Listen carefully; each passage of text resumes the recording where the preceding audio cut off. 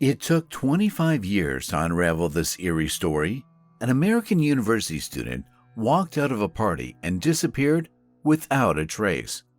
From the early days, the police had a suspect, but could not prove his guilt. It wasn't until decades later that the author of this podcast unearthed the gruesome details of the case, brought it to the attention of millions of people, and forced the police to reopen the investigation. Kristin Smart was born February 20th, 1977, in Augsburg, Germany, but moved to the United States with her parents, brother, and sister at an early age. The family settled in Stockton, California. Her parents worked as teachers for the children of U.S. military personnel. After graduating from high school in 1996, Kristin entered California Polytechnic University. In her spare time, she worked as a lifeguard at the recreation center on campus. On May 25, 1996, there was a big birthday party for one of the students at the fraternity house. Kristin had planned to go, but her friends declined the idea, so she went to the fraternity house alone. That party was held in typical American student style. A large group drank alcohol, listened to music, and had a good time. That night, Kristin drank too much alcohol, felt bad, and around 2 a.m. went to her dorm. But she could hardly walk by herself. When two other students, Cheryl Anderson and Tim Davis, spotted her on the street and decided to walk her home, they had both been present at the party. After a while, they were joined by another student who had also attended the party, Paul Flores. He offered to walk Kristin to her dorm since he himself lived the closest. Cheryl and Tim, who had to go in the other direction, said goodbye to them and left. No one had seen Kristin alive since then. At first, her disappearance was not given much thought. Kristin's roommate, Margarita Campos, was the first to become concerned. She was sure her friend would return home after the party, but she never did. Adding to the anxiety was the fact that all of Kristin's belongings, including her passport, wallet, and bank card, remained in her room. That meant she couldn't just pick up and go somewhere. Marguerite did not contact campus police until 2 days after the young woman disappeared. Apparently, she had hoped to the last minute that Kristin was okay and would return home. But campus police didn't take her roommate's statement seriously. It was the weekend before, and it was also the U.S. National Day of Remembrance, which commemorates fallen American servicemen. The local police simply assumed that Kristin had gone home, and they were not confused by the fact that she had left all of her important belongings and documents in the dormitory. On a separate note, it was a 7-hour drive from the university campus to Kristin's hometown. Too long a distance to suddenly make such a journey without money and documents, especially in the middle of the night. A few days later, the local police decided to go to work after all and called the young woman's parents. Kristin's mother reported that her daughter had not come home in a long time and had not called her in recent days. That call made the mother worried, and the parents went to the police. But even there, the police were not eager to open an investigation. They said that not much time had passed since Kristin's disappearance, and she might well have been out with friends, and it wasn't until the 4th day after she went missing that the search began. Volunteers searched for the young woman at first, but the search yielded no results.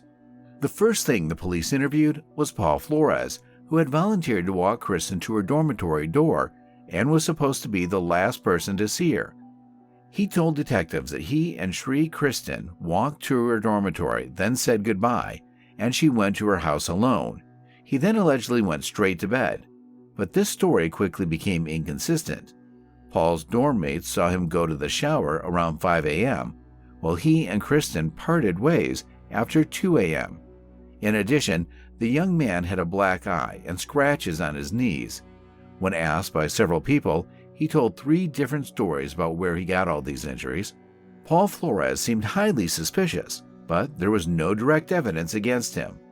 A month had passed since Kristin's disappearance, and police had expanded the search for the young woman to her hometown. Journalists there hyped the case, catching the similarity of the story to the plot of the popular TV series Twin Peaks. The news even mentioned certain psychics who had already solved the case.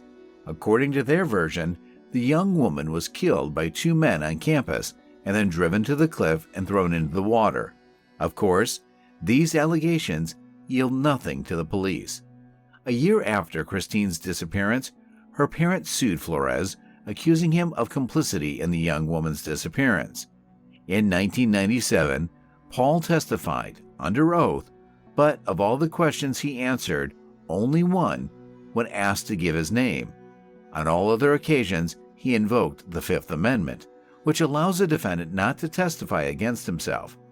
Paul's parents then sued Kristine's family for moral damages, but both of these lawsuits went nowhere. The police had no evidence to prosecute Paul. On May 25, 2002, the 6th anniversary of Kristine's disappearance, authorities officially declared her dead. In all that time, they also failed to come any closer to solving the case. This went on until 2018, when a California resident, Chris Lambert, decided to start his own podcast series on various crimes. He was 8 years old at the time of Kristine's disappearance, and he remembered the creepy story well from the news. 22 years later, he decided to do his own investigation and was struck by how neglectful the police had been all along. The first thing Chris did was to talk to all the witnesses to those events. He learned from university students that Paul Flores had a bad reputation. The young man had repeatedly molested female students, but it never came to official complaints. Chris further analyzed the actions of the police and came to the conclusion that they had made a number of critical errors. The detectives did not arrive at the home of Paul's father, Ruben Flores, until 2 months after the young woman had disappeared. Given that Paul was living with his father, the police should have investigated the residence immediately. But when the police did arrive to search it, they were extremely sloppy. The detectives did not bring a forensic specialist or a police dog trained on the smell of decomposition. Because of this, the search was essentially useless. The detectives also failed to examine the 2 cars of the Flores family, one of which Paul may have used to drive Kristin from the campus to her father's house. Several months after the police visit, one of the cars was sold and the other was allegedly stolen. The police never showed up at Paul's mother's house, and that was where one of the main clues was hiding. Chris Lambert discovered that 4 months after Kristin Smart disappeared, a woman named Mary Lassiter had rented Paul's mother's house. In one of the rooms, she discovered a necklace link very similar to the one Kristin was wearing. This necklace was also in the pictures posted all over the city. She immediately took the evidence to the police, but they refused to accept it as evidence and then lost it altogether. Also, Chris found out that the backyard of Paul's mother's house had always been concreted, but shortly after the young woman disappeared, a small piece of concrete was cut out. A flower bed had been planted in that spot. Mary Lassiter told Lambert a very eerie story. Every day since moving in, Mary had heard sounds coming from that very flower bed. Every day, at the same time, at 4:20 in the morning, and at 4:20 in the afternoon. She would hear the sound very much like a wristwatch alarm. Soon the sound stopped. Most likely the watch's battery died. With this story, Chris went to Kristine's mother. Miss Smart told him that her daughter did set the alarm for 4:20 in the morning, since she had to be at work at the recreation center at 5. Lambert's podcast aired in 2019. Millions of listeners came away outraged at what they had heard. They were struck by the negligence and inaction of the police. The evidence Chris found further shocked listeners. Despite much circumstantial evidence, Paul Flores is still at large. Public pressure led the police department to reopen the investigation into Kristin Smart's disappearance. The first thing investigators did was search the Flores family's homes, and vehicles were seized. Forensic investigators finally dug up that ill-fated flower bed, but no body was found there. Despite the fact that there was no body, the experts managed to establish that there were traces of decomposition of the human body in the ground. On April 13, 2021, Paul Flores and his father were arrested. Paul was charged with Kristine's murder, and his father was charged as an accomplice. According to the investigation, Paul began molesting the young woman after Tim Davis and Cheryl Anderson left, but was rebuffed. This could explain the injuries on Flores' body.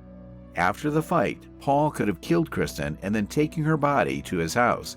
Seeing what his son had done, Flores' father decided to help him hide the corpse. Together they took the young woman to her mother's house and buried her in the backyard, which was later replaced with a flower bed. Sometime later, apparently afraid of police harassment, the suspects dug up the grave and took the remains to an unknown destination. Paul Flores was found guilty of first-degree murder by a Monterey County jury and faces 25 years to life in prison. His father, Ruben Flores, was charged as an accessory to the crime. He faces up to 3 years in prison. Kristin's parents issued a proclamation thanking Chris Lambert and all concerned people for their family's grief that even after many years of their daughter's disappearance, this case is finally solved. One thing they wonder is, didn't Flores' mother have any idea her son's crime had been committed? The flower bed that was unexpectedly planted in the backyard didn't raise any suspicions in her mind? Or maybe she had known all along what had happened that night, but out of love for her son, she had chosen to keep quiet. Of course, some questions would remain unanswered, but that didn't matter now. Perhaps one day the young woman's remains will be found, and Kristin Smart will find peace. Share your opinion on the case in the comments. Also, if you liked the video, you can support it with a like. Take care of yourself and your loved ones. Thanks for watching.